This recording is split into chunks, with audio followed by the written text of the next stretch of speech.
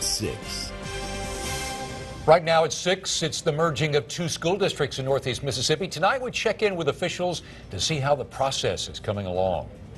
The election is over, but the alcohol issue is far from over here in Tishomingo County. I'm Susan Parker. I'll have the latest. These stories and much more are straight ahead. Good evening. I'm Terry Smith. And I'm Emily Leonard, in for Sonia Walls. Thank you for choosing WTVA News at 6. New tonight at 6. Progress is being made. That's the current assessment by the conservator of the Oktibbeha County School District. Robert Byers reports on what's underway to get the school system in line with state standards and also what's next on the planned merger with Starkville Schools. During Monday's school board meeting, Oktibbeha County Schools conservator Dr. Margie Pulley gave an update on the school system since the state took control of it last year. Pulley came on board in January as conservator and says in the last 5 months there have been good steps made in getting the school system in line with state standards. I see improvement in student achievement.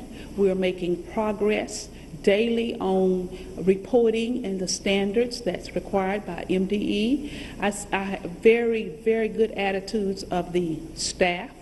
The students were very receptive. Pulley says getting students to achieve more than in the past is a goal that's being met in large part by ongoing professional development of teachers. You have to train your teachers, and we brought some people in to work with our teachers and in our schools, and I think that's going to make a difference in what we did. And also, we were Mississippi State embraced Oktibbeha County. State test results will be in later this month to show just how much of a change has been made.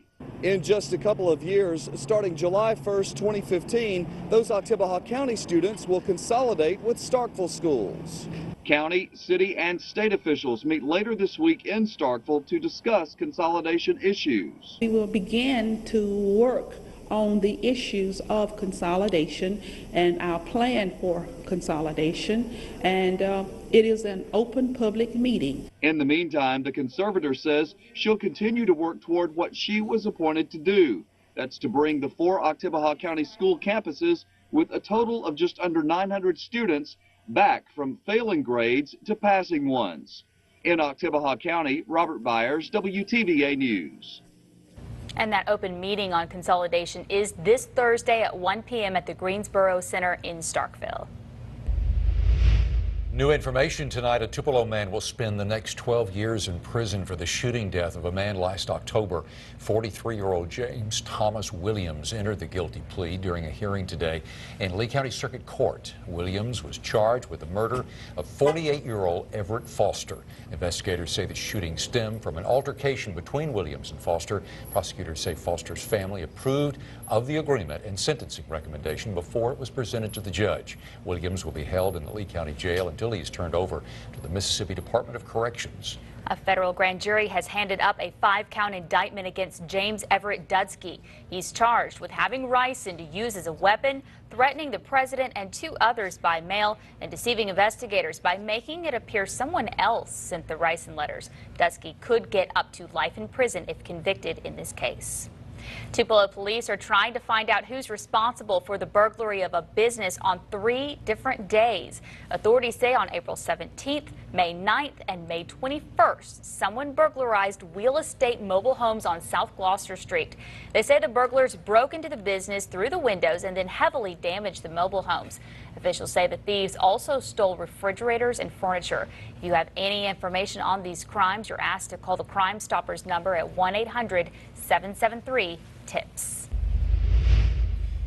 New tonight at 6, alcohol is coming to Tishomingo County. That is a fact no one disputes, at least for the time being. Opposition is gearing up for restrictions and ultimately a return to a dry county. While both sides hash out strategies, there are new developments and a new element to this fight, a personal one. WTVA's Susan Parker explains. Pastor Tony Curtis and the Citizens Coalition for a Dry County lost the battle, but the fight is far from over. We are more energized, more committed, more organized. We look forward with great anticipation. with planning to the next vote, not just to have a vote, but also to win the vote. Curtis says they have more than 100 churches on board. The legal groundwork is being laid for petitions. They plan to push for restrictions, individual elections for municipalities on the alcohol issue, and eventually a countywide vote. Teen alcohol use kills 6,000 a year. That's more than all illegal drugs combined. And we'd like to keep our kids safe, our homes safe, and our community safe. Those who are not in favor of alcohol are gearing up for an even bigger fight. All the while, this just got personal. Charles Tubby Aldridge is credited for collecting all the signatures which brought this issue to a vote. He is the same man now charged with making harassing phone calls to Pastor Tony Curtis. I'm going to plead not guilty on that right there because I didn't really talk to the man. All I want to do is ask him some questions where he could tell me where all these facts he is getting to where I could answer these 200 to 300 people that called me. I was the one getting harassed, not him. Aldridge says he did attempt to call the pastor up to 20 times. He wants to know where the pastor is getting his alcohol-related statistics. Pastor Curtis says his information comes from Mothers Against Drunk Driving, the National Highway Safety Traffic Administration, and the National Institute on Alcohol Abuse. In Iuka, I'm Susan Parker for WTVA News. And when asked about filing charges against Mr. Aldridge, Mr. Curtis declined to offer comment. Local independent business owners and others got some advice about improving their business during a training session today in Tupelo.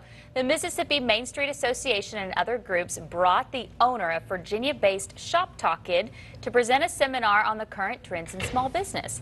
Margie Johnson offered ways to energize and educate business owners, Main Street officials, and others on staying competitive in a non-traditional world of business. Time is the precious commodity, so to adapt your business and to not just think that it has to be a physical store or a virtual store, but think about how you can combine those two entities and some of the ways that you can enhance your business in the virtual world. And Johnson also told the group to be more aware of the younger generation as they evolve into future consumers. She said businesses should think about who they're marketing to. The same seminar will also be held Tuesday in Water Valley and then in Grenada on Wednesday. The Mississippi Department of Environmental Quality has awarded Choctaw County a solid waste assistance grant. The $27,000 grant will be used by the county for a solid waste enforcement officer and to clean up illegal dump sites. Officials with the department say the grant will help Choctaw County's efforts in improving the management of solid waste. Other cities and counties may also apply for the solid waste assistant grants through the Mississippi Department of Environmental Quality. One local Girl Scout troop is doing its part to help victims of the Oklahoma tornadoes. This afternoon, scouts from Troop 20205 met with city leaders to kick off the school supply drive. The girls are collecting the school supplies for student victims throughout the month of June. The idea came after the Girl Scouts heard about the disaster. We wanted to do a service project this summer, and McKenna saw that on the news and thought it was a worthy cause, so she came up with it. The donation boxes are located at City Hall, East Heights Baptist Church, and all Tupelo fire stations. Well, coming up, it's a way for the disabled or elderly to have help getting around town. But many in Northeast Mississippi aren't aware of this opportunity to have that transportation. We will explain next in this week's Positively Mississippi.